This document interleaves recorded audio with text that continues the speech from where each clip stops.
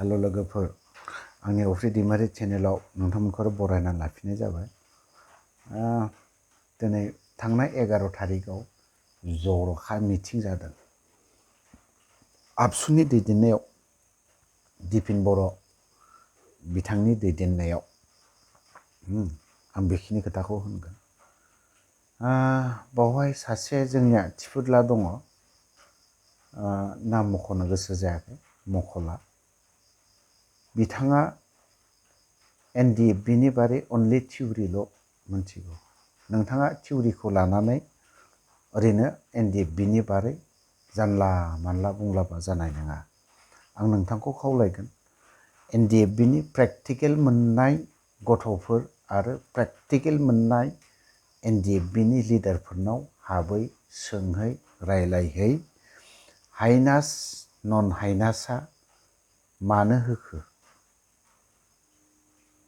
बै थिफुदलानाव आंहा मोनसे कुइसन।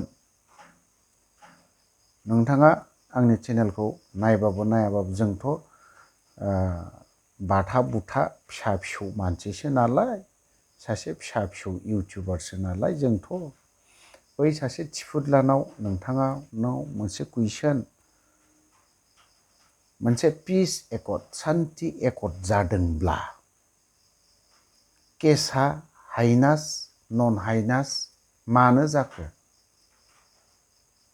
मा दिनैहाय एकर्डनि नामाव NDFBआ केसआ थाबावथों बिनि थाखायसो नांदोंमोन नामा थिफुदला? मा नोंनिब्ला NDFBनियाव जेसेबां केडारफोर दं बिसोरनिया गासैबो हाइनास नामा थिफुदला? नोंथाङा NDFBनि बारै अनलि थिउरिल' दं। बै थिउरिखौ लानानै थिफुदलानो बायदिसिना खोथा होनबा जानाय नङा। नोंथाङा सिगां प्रेक्टिकेल खालाम। आरो नोंथाङा जुदि बिदि बुंनोब्ला NDFBनि जाखिनि लिडारफोर, आं फेक्सननि खोथाखौ बुंला, NDFBनि जाखिनि लिडारफोर दङ, सावरायग्रा दं, फेरेंगानाव सोंनानै नों जेबो मोननाय नङा। फेरेंगाया थिउरिल' बिबो प्रेक्टिकेल खम। सावरायग्राया प्रेक्टिकेल, धीरेन बर' प्रेक्टिकेल, गबिन्द बसुमतारी प्रेक्टिकेल। लिडारफोरनाव नोंला, बिनि उनाव गथ'फोरनाव NDFB ट्रेनिं लानाय, गुलि अरनानै समायखिरा लानाय, बेफोर गथ'नाव सोंहै। ओरैनो जानला मानला नोङो गय एकथायाखौ मेथाइ खननायफोर बायदि बुंबा जानाय नङा। दा हरनि 12था जाबाय, 1था जाबाय, थेवबो नोंनि भिडिअखौ नायनानै आङो थानो हायियाव NDFBनि खोथाखौ जुदि बुरखाङोब्ला, माबाखाङोब्ला उन्दुनो हाया। खारन नोङो प्रेक्टिकेल गैया, थिउरिल' ओमफ्राय मालायनि खुगा खुगा मोनथिनाय। मैया जर'खा मिथिङाव मा सावरायखो? सोर सोर थांदों? नों थिफुदलायानोथ' होनदोंमोन जारिमिना जानो थांगासिनो दङ। मा जारिमिन बिफोरो? जारिमिन जानो थांनांगौबा मानो नों थिफुदलानिनो लिडारा प्रमद बर'आ मानो एटेन्ड जायाखै? बे जारिमिन जानो थांगोन। मानो रन्जन दैमारिखौ केस जियालनिफ्राय लाबोनानै मैयानि जर'खा मिथिङाव मानो एटेन्ड खालामनो हायाखै? बेफोर जारिमिन जानो थांगोन। जुदि रन्जन दैमारिखौ बे जर'खा मिथिङाव जुदि लाबोनानै मिथिङाव जिरायहोफिननानै सावरायनो मोनबा बेफोर मोनसे जारिमिनबो जाजागौमोन। धीरेन बर' थांबाय, मानोथो BKWACनि CM बेखौ नों थिफुदलाया लिंहरनानै, नोंथां थिफुदलाया लिंहरनानै बैयाव मानो जिरायहोहोनो हायाखै? बे मोनसे जारिमिन जागोन नामा? बेफोरबायदि बिराद गिदिर गिदिर नोंनि बुंनाय स्टाइलाव, नोंनि खोथा बुंनाय मानायाव नुनानै आं जाखिनि नुदों, जारिमिना मा बुस्थु, माबायदिखौ जारिमिनाव लिरजाथाव माबायदिया जारिमिन जाजाथाव बिनि बारै नोंहा जेबो मिथिया आं बेखिनि खोथाखौ आं बुंगोन मिथिबाय आं इउटिउबाव बेफोरबायदि खोथा बुंनो गोसो गैयामोन मिथिबाय नों थिफुदलानि खोथा बुंनायावसो आं बेखिनि खोथाखौ बुंनो मोनदों बावहाय सोर सोर दंबावोमोन नोंथाङा सोर सोरखौ बुंदों दिपिन बर' बिथांनि आथिं हमदों नोङो थिगैनो दं दैदेनगिरिफोरखौ खुलुमनांगौ सनमान होनांगौ येस आं मानिदों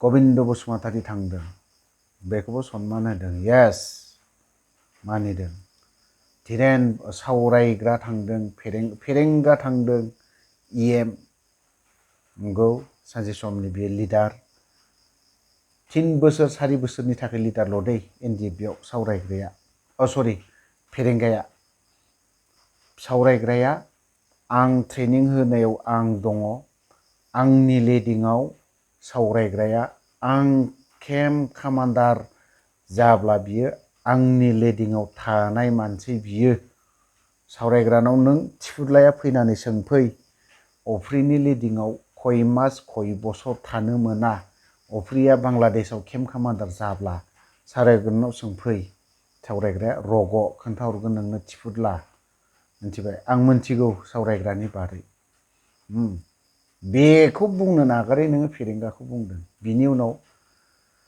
धीरेन बर'खौ लास्टआव बुंदों धीरेन बर'आ आफादनि एनडिएफबिनि भाइस प्रेसिडेन्ट मिथिबाय डक्टर धीरेन बर'आ डक्टरेट जाबावबाय मिथिबाय डक्टरेट बुजिदोंना बुजियाखै थिफुदला ओमफ्राय अनजालु बि अनजालु आर्टिफेक्सननिफ्राय बेखौबो नों थिफुदलाया बावदों खारन बि अनजालुआ एमए पास जानो हागौ पलिटिक्सआव बियो माखासे खोथा बुंनो रोङा आफादाव बियो प्रेक्टिकेल नों बायदि थिउरि लाग्रा मानसि नङा आर्टिफेक्सननि बि अनजालुआ प्रेक्टिकेल बै थिफुदला बायदि थिउरि लायाखै बियो बे अनजालुखौबो बिथाङाबो आंनि लिडिंआवनो बेसेबांबा गोबाव थानानै फैनाय बियो ट्रेनिं जायैनि सिगां मास मोननै सिगां हाग्रायाव दुखु खस्थ' खालामहैदों बि अनजालुआ आफादनि आर्टिफेक्सननि जेनेरेल सेक्रेटारिया नैबे अफ्रिनि आन्दारावनो अफ्रिनि लिडिंआवनो बिथांमोना थाबोनाय आरो बिथांमोनखौ अफ्रिमोन बायदियानो जेनेरेल सेक्रेटारि खालामनाय नों थिफुदलाया बेफोरखौ जेबो मिथिया एफाराब बुंनानै लाब गैया आरो बुंदों नन हाइनास आरो नन हाइनास बेफोरनि खोथाखौ नोङो डक्टर धीरेन बर'नियाव मोजाङै सोंनानै ला आरो बिनियाव सोङाबा जेनेरेल आर्टिफेक्सननि जेनेरेल सेक्रेटारि बि अनजालु नों थिफुदलाया मोजां सोंनानै लाहै मिथिबाय एफाराब बेखौ जारिमिन जानो थांनो नागिरदों मा जारिमिन जानो नागिरदों मा खालामनो नागिरदों मा जारिमिन जाथावथाव बेफोर जारिमिनाव लिरजायो बेफोरो एफाराब नोङो बिदि बुंनानै लाब गैया नों जुदि मोजां मोनथिनोब्ला फंबाय नों जुदि मोजां मोनथिनोब्ला जोंनि एनडिएफबि केडार नोंनि खाथियावनो थानो हागौ नों जि जायगायाव थादों बे जायगायावनो एनडिएफबिनि ट्रेनिं लानाय गुलि अरनाय बेफोरनाव मोजाङै सों बेनि उनावहाय नोङो नन हाइनास बेफोरनि केसाखौ बेखौबो सों पिस एकर्डखौ नोंसोरो मा सानो बेखौबो सों जे एनडिएफबिनि थांखिया मामोन गोदो दा मा जाखो बेखौबो सों थिफुदला नोङो एनडिएफबिनि थांखिया मामोन आरो एथ'राब बोसोर 34 इयार्स नांबोबाय माबायदि दुखु दाहा खस्थ' खालामबोखो बेखौबो सों नों थिफुदला आंनियाव दा सों अफ्रिनाव बे एक्स एनडिएफबि ट्रेनिं लानानै माइरं गेलासे जाबोनाय बैफोर गथ'नाव सों, नों थिफुदला मोजां मोनथिनोबा आं बेखिनि खोथाखौ बुंगोन। ओरैनो आंबो नों बायदिनो आंनि रुमा नों बायदि नङा। आंनि न'आ बे जा रुमाव थानानै बुंनाय बे न'आ बियो बिराद खस्थ'जों बानायनाय। 4 लाखखौ जों मोनाखै दासिमबो, व्हाइट पेपारल'नो मोनदों। थिफुदला हायोब्ला नोंनि बे प्रमद बर'नि सिगाङाव बेफोरखौबो सों, थिफुदला नोङो मिथिबाय, बिराद थिफुदला नुयो नोंखौ एसे। आंथ' रागा खराखा आरो माने रागा खराबो नुयो, गरम मानसिबो बेफोरबायदि आरोखि। बुंनोबो रोङा जोङो खोथाफोरखौ नों बायदि गोदै गोदै सिदा सिदा बुंग्रा मानसि जोंफोरो। जोंफोर सादा सिदा मानसि जोंफोरो जेबो रोङा नोंफोरबायदि, नों बायदि जों लेखा गोरों मानसिबो नङा। सिम्पोल जों जाम्बा मानसि। जा मोनबोदों, जा रोंदों बेखिनि खोथाखौसो आं बुंदों। खारन नोंनि मुंखौ आं मख'नो गोसो गैया। बे एकर्डआ एनडिएफबिनि नङा थिफुदला, मिथिबाय। मानोथो नन हाइनास जाखो? एकर्ड जाथारदोंबा जोंनि बे एकर्डआव जुदि उइद्र' जाजोबनांगौ केसा, जेलनिफ्राय खालास जाबोजोबनांगौ। एक्स बिएलटिफोरनिखौ नाय, एकर्ड जाखानाय केसा नंगौ बोसोरनै, सोरनियाबा बोसोरथाम, बिनि उनाव जोबदों, सोरनियाबा 5 बोसोरनि उनाव जोबदों बिएलटिनि आमोलावबो। आं बेखौबो मानिदों। बे जर'खा मिथिङाव दासो खिबु अरनांदों नामा थिफुदला? बै समाव मानो नाङाखै? रन्जन दैमारिया मा सिन्था खालामनानै, मा साननानै जेब्ला एकर्ड जाखांनानै नरेन्द्र मदि क'क्राझाराव फैखांनानै बिजनि गोरोबथा फार्म मोनसे दं, क'अर्डिनेशन कमिटि दादलायदोंमोन। बेफोरबो मोनफा मोनफा जारिमिन जानो थांदों। खिन्थु नों बेफोरखौ मोनाखै थिफुदला, मिथिबाय। गोरोबथा फार्माव सावरायलायदों थिफुदला। जों एनडिएफबिनि जेसेबां फेक्सन जानानै थानाय लिडारफोर दं बेफोरखौ लाना सावरायलायदोंमोन। क'अर्डिनेशन कमिटि दाना होलायदोंमोन। बावहाय गासैबो खोथाया बेरखांजोबलायदों। धीरेन बर'आ मा गोरोन्थि मावदों, गबिन्द बसुमतारिया मा गोरोन्थि मावदों, बेफोरनि खोथाया बेरखांजोबलायदों थिफुदला। रन्जन दैमारिया मा गोरोन्थि मावदों, बेफोरखौ गासैबो दायफोरखौ सुद्रायजोबलायदों थिफुदला। नों बेफोरखौ जेबो मिथिया, मिथिबाय। रन्जन दैमारिनि दैदेननायाव बे क'अर्डिनेशन कमिटिखौ दानानैबो होदोंमोन।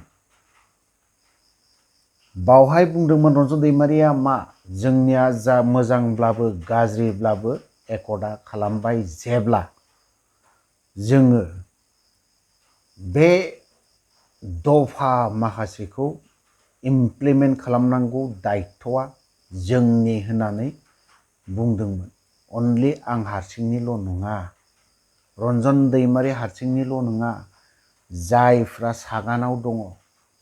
एनडिएफबि थाबाय, मोनब्रै फेक्सन, आबसु थाबाय, इउबिपिअ थाबाय, बेफोरखौ लानानै इमप्लिमेन्ट जों खालामजोबलांनांगोन होननानै बुंदों।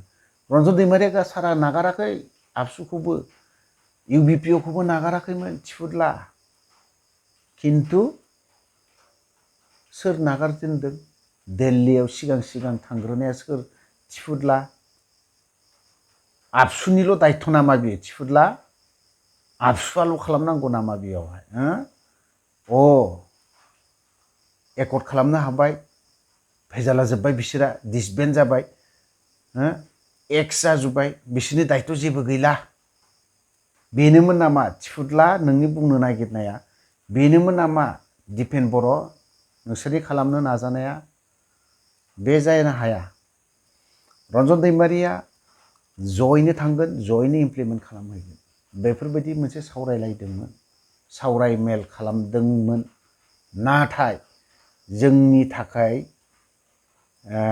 बे इलेक्शना देरसिन जानो हाया होननानै बुंदोंमोन रन्जन दैमारि सारा अब्लानि समाव थिगैनो दं बेखौनो जों मानिगोन होननानै थादोंमोन कअर्डिनेशन कमिटिखौबो दाहोदोंमोन थिफुदला नों मिथिया दिपेन बर'नि खोमायाव बेखौ मिथिदों बेनि उनाव मा जाखो जेब्ला केम्पेइन खालामनाय रावबो थांनो मोना थिफुदला UPPL नि मिटिं BPF नि केम्पेइन बिदियाव रावबो थांनो मोना जोंनिया बेफोरबायदि खोथाखौ डिसिसन लालायदोंमोन बिनि उनावहाय दानि डिपुटि चिफ गबिन्द चन्द्र बसुमतारी नामा बियो तामुलपुर बायदियाव प्रमद बर'नि UPPL नि मिटिङाव सिगां एटेन्ड जानाया सोर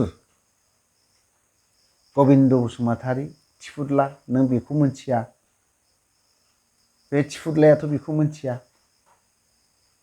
रायजो राजाखौ नोङो बिराद बुंदों शेयार खालामनो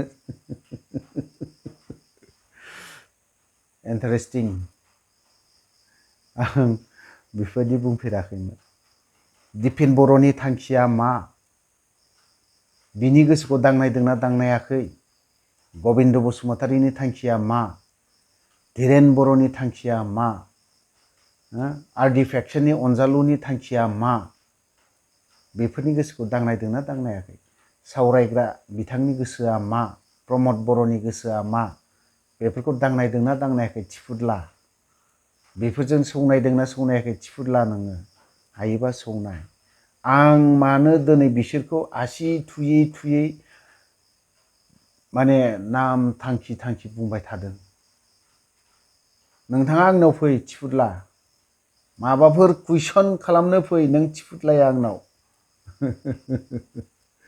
नों थिफुदलाखौ आं लिंहरो फै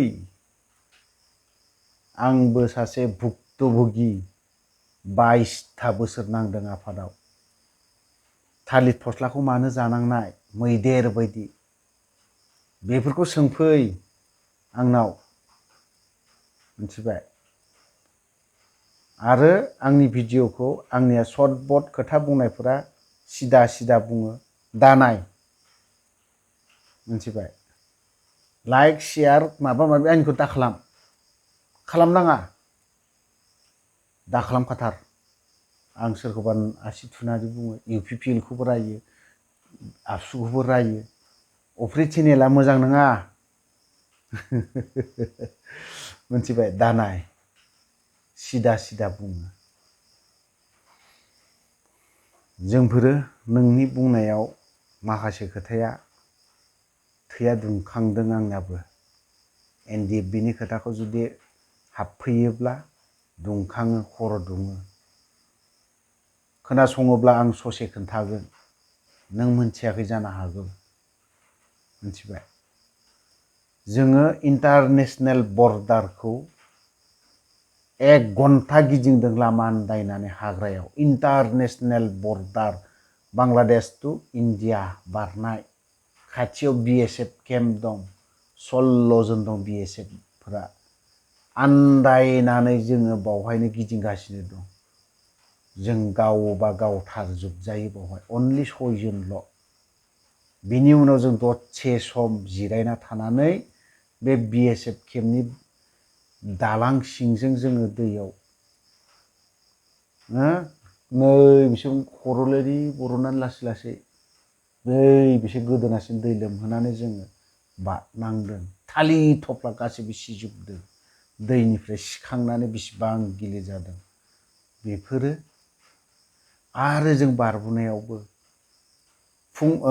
बेलासिनि 5टा जानायजों फुंनि 5टासिम मोसौ बोराय बायदि थाबायनांदों थिफुदला नों बेफोरखौ मिथिया सिलाया सासेयाव 2 गुलिया मेगजिना 2 30टा गुलि सोयो मेगजिन गंसेयाव 2 मेगजिनाव बेसेबां जायो ओमफ्राय एखे गंसे बेगाव सोना लानांगौ बेबो फुल मेगजिन गावनि मोदोमाव थाखाबाय फुल मेगजिन 30टा गंबा सिलाइजों थानायजों जाबजों आरो एक्सट्रायै लाबावदो नोङो 200टा बा 300टा गुलि मिथिबाय हरफा थाबायदो मोसौ बोराय बायदि नों बेफोरखौ मोनफेरदों मालाबा नों सोंफेरदों थिफुदला ओरैनो नन हाइनास केसफोरखौ खोथाखौ बुंलाबाय थाना रोङाबा दाबुं मोनथियाबा दाबुं अनलि थिउरिल'बा दाबुं सोरबा NDFB लिडार आरो केडारफोरनाव सोंनानै बुंनाया साबसिन जागोन होननानै आं सानो थिफुदला आं नोंखौ थिफुदलासो होनगोन आं नोंखौ मिथिबाय नामबो होना बा माबा मोनसेबो होना नोंथांनि बै माबा नामखौबो होना बे आरोखि नों जुदि मोनसे खोथाखौ बावबावदों जर'खा मिटिङाव दिपेन बर' दैदेननाय मिटिङाव 11 थारिखनि माबायाव दिपेन बर'आ मा सोंनो थाखाय माबा होनदों बावहायथ' सोंनो होफेराखै आंनि गथ' आं थाङाखै जानो हागौ आंनि गथ'आ गबिन्द चन्द्र बसुमतारिया रावबो भिडिअ दाखालाम बिदि होनदों मिथिबाय आरो भिडिअ रेकर्ड खालामनानै दाहगार होनना बुंदों आंहा मोनसे प्रब्लेमनि थाखाय थांनो हायाखै नङाब्ला गबिन्द चन्द्रब्लाबो सोरबा दिपेन बर'ब्लाबो आंनि सोंनांगौआ गोबां दङमोन खिन्थु एबाराव आं खालामगोन सोंगोन मोनथिनो थाखाय बुजिनो थाखाय सोंहैथारगोन आं आरो बेखौ आं पाब्लिकबो खालामगोन बावहाय कुइसन खालामनो थाखाय माइक्र'फनखौ सेंग्राफोरनि गेजेराव हाउसआव हगारदोंमोन नामा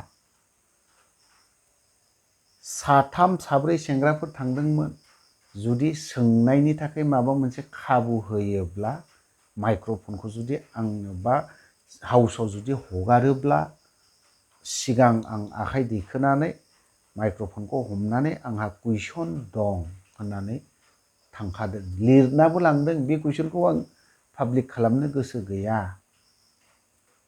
नों जेरैबायदि बुंदों नोंनि उल्थाजों होआखै आरो नों बुंदोंमोन जारिमिन जानो थांनायनि खोथा बे माबायदि जारिमिन जाथावथाव जारिमिननि खोथायानो फैया बावहाय मिथिबाय आरो बावहाय बिसोरो बिदि जर'खा मिटिं खालामनायाव 11 थारिखआव जेनेरेल भाबैनो हाउसआवनो माइक्र'फनखौ कुइसन खालामनो थाखाय मालाबाबो हगारनो हाया नोङो जाम्बा नामा बुरबक नामा हगारना होआ मिथिबाय बे मिटिं सालायगिरिया हगारना होनो हाया माब्रै हगारना होनो बियो माबा मोनसे सोंनो थाखाय माबा मोनसे होगोन बेफोरबायदि NDFBनि केडारफोरानो सोंनो थाखाय कुइसन खालामनो थाखाय कुइसनजों कुइसन दं मिथिबाय थिफुदला बेफोरनि बारैबो मोजां सिन्था खालामनानै बुंनायाबो मोजां थ' लोगोफोर बिथांखौ आं थिफुदला होनबाय थाबाय बिथाङा आंनि सायाव मा सानो साना बे बिनि खोथा दिपेन बर'आ टटेलि बर' रायजो राजाखौ नंखाय खालामजोबदों सोर खालामदों प्रमद बर'जों दिपेन बर'जों आबसुआ मोननै लाइनाव खारदों आं बेखौ बुंगोन मोनसे पलिटिक्सआव मोनसे नन पलिटिक्सआव खारगासिनो दं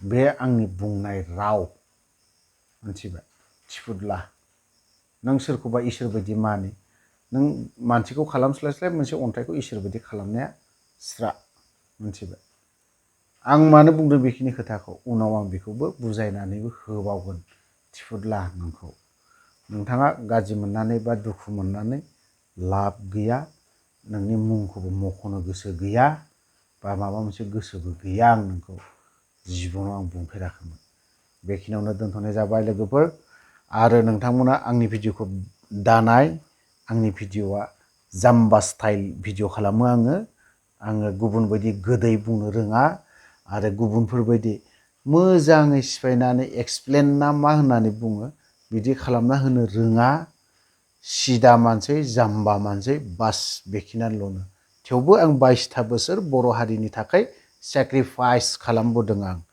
थ' लोगोफोर आं भिडिअखौ बेखिनियावनो दोनथ'बाय। जय बर' हारिनि।